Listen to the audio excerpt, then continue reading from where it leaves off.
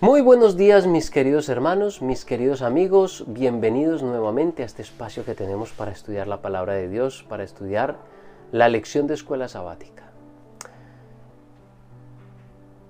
Hoy pues ya estamos comenzando nuevamente otra semana más que tenemos para estudiar, otra semana más que tenemos para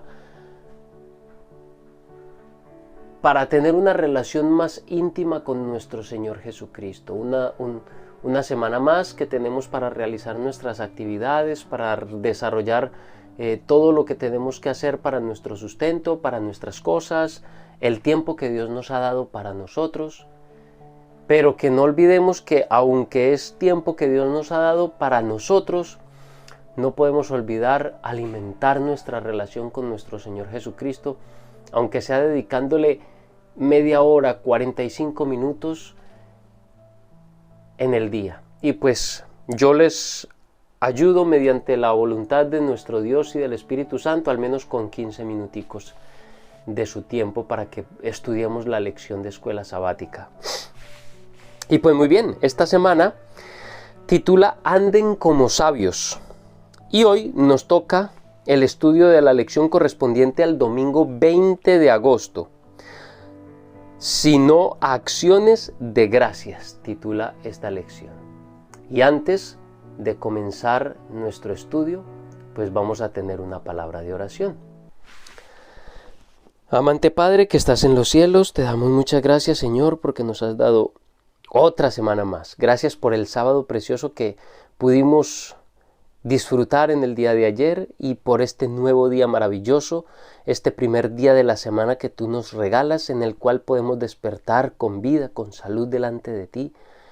O si de pronto no es un día en el que hayamos despertado con mucha salud o no estemos muy bien, pues por lo menos estamos conectándonos contigo, Señor. Tenemos vida y podemos conectarnos contigo, y ruego, Señor, porque si alguno de mis hermanos que me escucha, que estudia conmigo esta lección en este momento, tiene algún quebrantamiento de salud, algún problema, alguna dificultad, quiero rogar, mi querido y amante Padre, para que tú toques en su vida, para que tú toques en su cuerpo, para que toques en su mente, para que tu poder sanador, espiritualmente, mentalmente, físicamente, para que tu poder restaurador toque sobre cada uno de ellos y que juntos podamos disfrutar de este momento de comunión contigo. Rogamos pues que el poder del Espíritu Santo les toque a ellos, que nos toque a todos los que estamos aquí reunidos para estudiar. Señor, tócanos en nuestra vida para que podamos ser sanos de cualquiera de las dolencias que tengamos, sean espirituales, físicas o mentales. Misericordioso Dios, que el Espíritu Santo sea el que nos dirige en este momento, el que nos ayude a entender, a atesorar el mensaje y a vivirlo, a practicarlo. Te lo rogamos en Jesús. Amén. Muy bien. Efesios capítulo 5, versículos 1 y 2, dice de la siguiente manera: Sed pues imitadores de Cristo como hijos amados, y andad en amor, como también Cristo nos amó y se entregó a sí mismo por nosotros, ofrenda y sacrificio a Dios en olor fragante. Estos dos versículos son preciosos.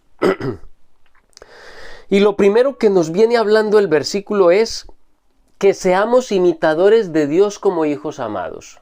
¿En qué sentido Pablo nos está diciendo que seamos imitadores de Dios? En el sentido en el que lo hacen los hijos, los niños, cuando están aprendiendo a vivir.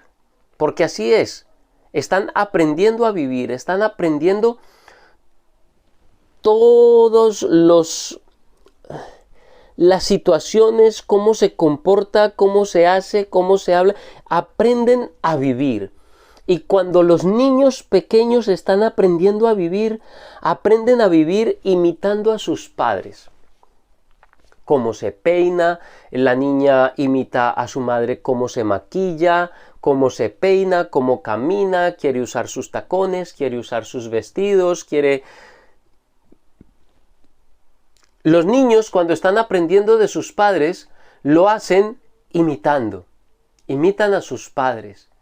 Y de la misma manera, dice el apóstol Pablo que debemos ser nosotros con Cristo Jesús. Debemos aprender de Cristo como hijos amados. Es decir, debemos aprender de Cristo Jesús como lo hacen los niños, como lo hacen los hijos, como hacen los niños cuando están aprendiendo de sus padres. Es la manera en que nosotros podemos llegar a ser como Cristo, siendo imitadores de Él como lo son los hijos de sus padres. Pero también nos dice que debemos andar en amor, como también Cristo nos amó. Es decir, no debemos andar en amor porque sí, porque en nosotros florece el amor, porque en nosotros el fruto de nuestro árbol interno es el amor. No amamos, no vivimos el amor porque florezca y porque brote de nosotros de forma natural.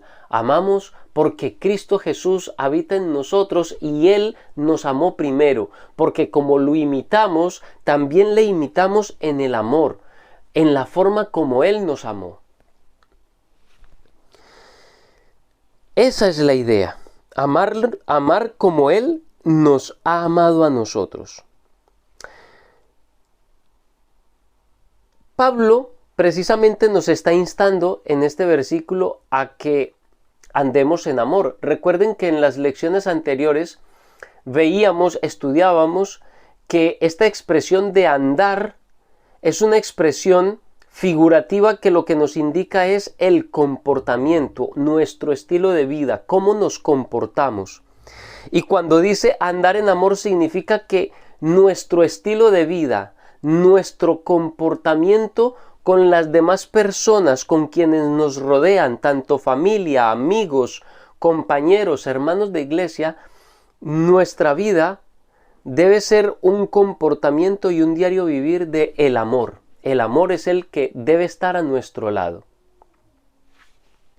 Es el que debe siempre practicarse en medio de nosotros. Es el amor lo que nosotros debemos imitar de Cristo, porque Él nos amó primero.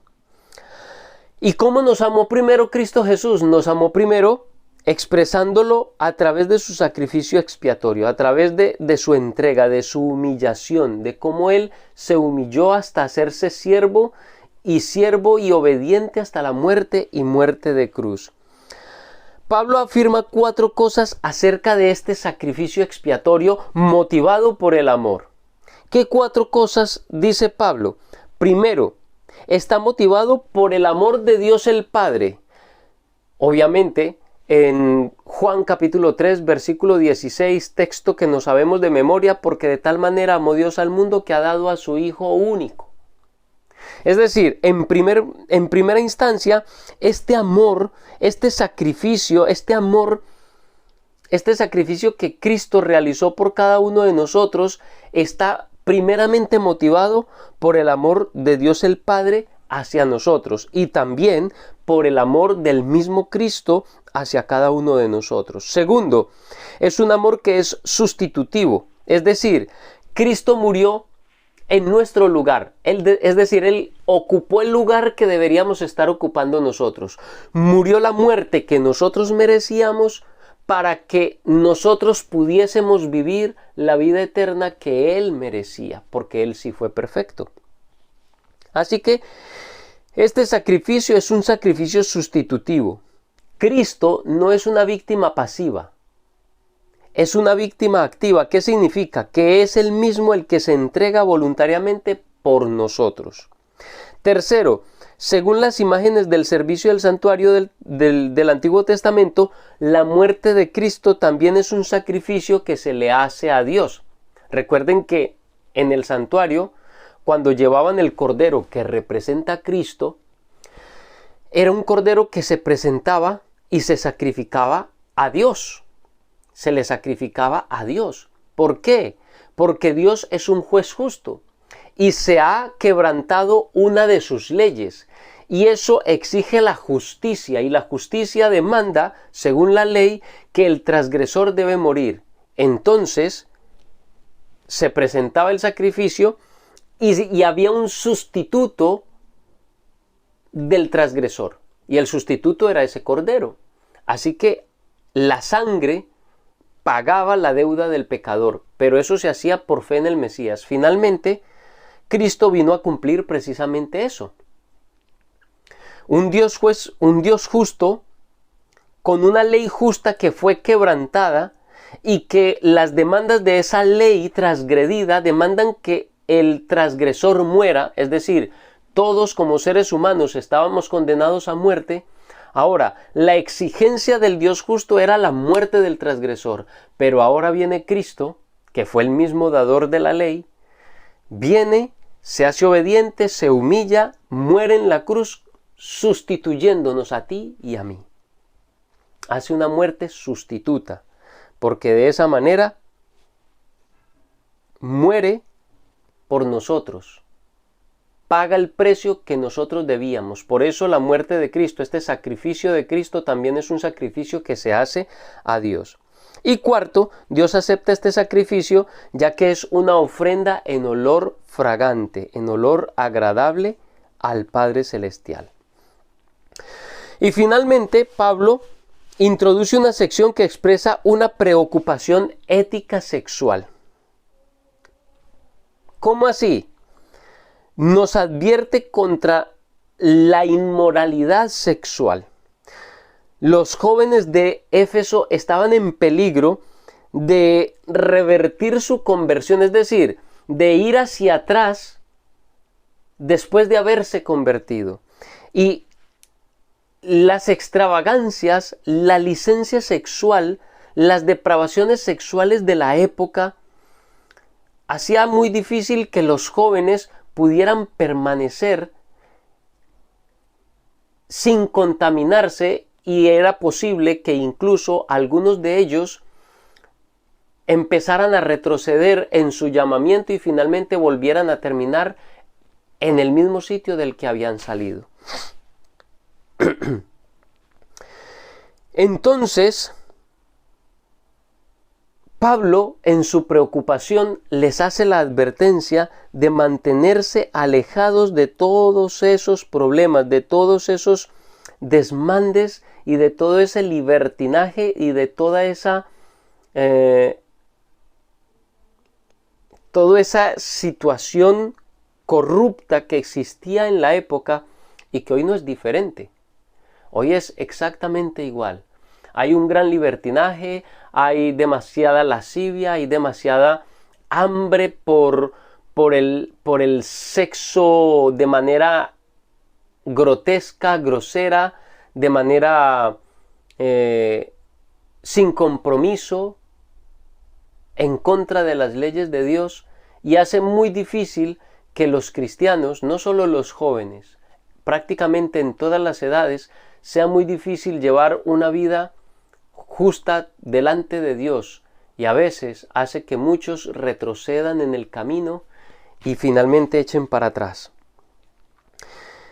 Y pues finalmente, por otro lado, el mundo, precisamente la lección hablaba acerca de eso, que el mundo grecorromano del primer siglo exhibía una corrupción moral y un libertinaje que se describe precisamente en otras partes del Nuevo Testamento. Y habla aquí, por ejemplo, de los banquetes de los ricos que presentaban regularmente comportamientos como, por ejemplo, la embriaguez, lenguaje obsceno, entretenimientos atrevidos y actos inmorales. Y los centros urbanos pues no eran menos depravados, menos pervertidos. Había demasiada liberalidad y fomentaban las prácticas sexuales inmorales.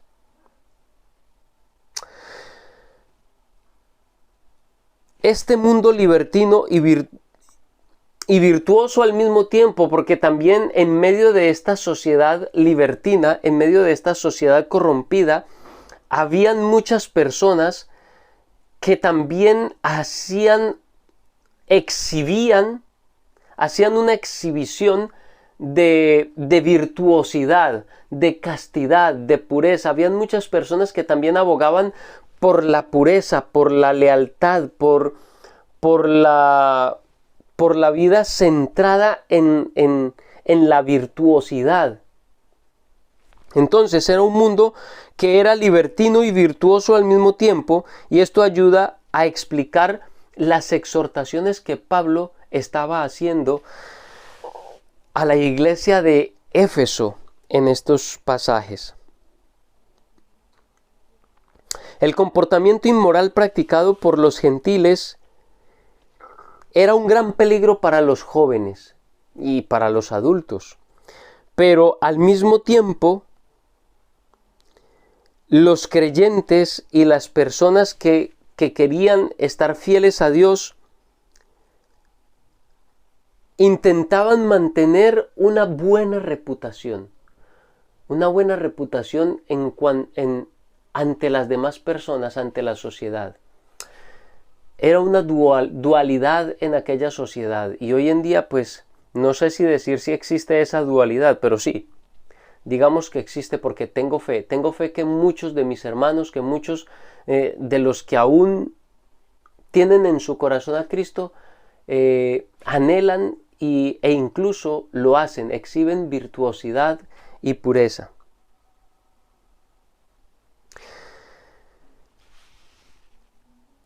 Era un mundo complicado el de aquella época, y pues el nuestro también es complicado.